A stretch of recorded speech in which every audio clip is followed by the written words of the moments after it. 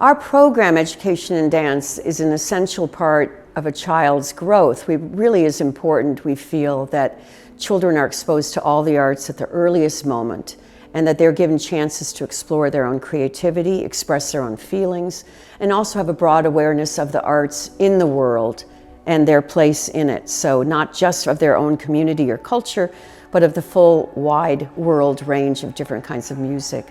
It builds self-esteem. It really helps them continue to be creative and friendly and very emotionally aware as they get older.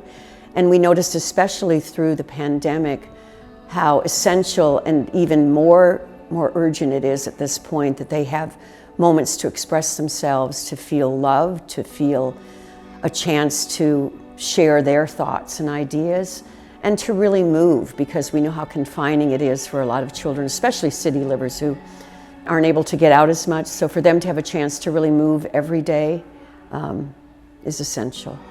So we're very fortunate that this year we were able to fund a lot of residencies, dance, art, music.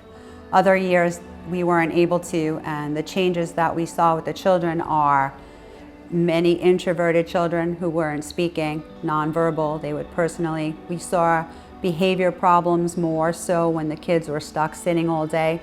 The arts are for everyone. There's no stereotype on the arts. Everyone has a chance to be who they are, to speak their minds, to show their abilities in many different ways. And it's really sad when we lose funding and we're not able to do this. I am so fortunate this year that we were partnered with so many different agencies and residencies, and my kids ask every day, is today a dance day? Is today a puppetry day? Is today an art day? And it's the saddest thing when the city doesn't recognize how these children need all these different types of experiences. When Education in Dance first came in, I was actually pleasantly surprised. The kids took to it really, really enthusiastically and quickly. It's really awesome to see them get the history, they remember the names like Vivaldi and Bach, etc., and they're doing the dance moves, they're doing all this movement, and they all get into it. It's really fun. They talk about it, they remember.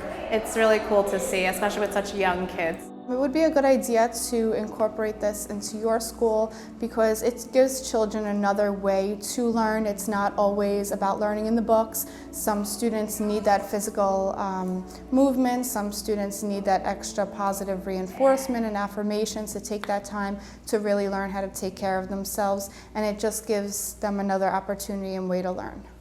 I could see that after they have dance, they're ready to learn because they got all their energy out, and they feel more focused after having that 45-minute where they're able to get all their sillies out, and it really is fun for them, and they do enjoy when Education in Dance does come in. I think that movement is very, very important, especially for my class. I work in an ICT class, so a lot of my kids need that extra sensory outlet, and so having this outlet of dance, they look forward to it because they know, okay, it's dance time, I'm allowed to move around, I'm able to, express myself and be who I want to be.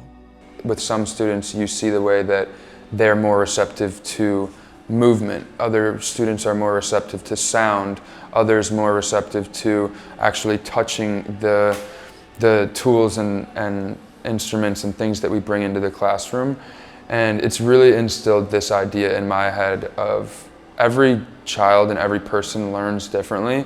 And what I really enjoy about working with Education in Dance is the way that I can see how our program can help all these different students and all these different children to learn in their own specific ways and not to box anybody out or to limit the children. For children that are not exposed to the arts in an early age, their world can become very, very much smaller, especially with all of the screen time and AI and all the other things that we're exposed to now, which really is quite sedentary most of the time. So for children to be able to move and really express themselves, if they're not given that chance, at an early age they're sitting there, they're physically not growing, they're emotionally not growing, and they're mentally not being aware of new things. And it does impact their social skills, because if they're able to express themselves through different modes, maybe it's a picture, maybe it's a dance, then they're able to really connect with other people. If they don't have that option, then many times they withdraw to themselves, yeah.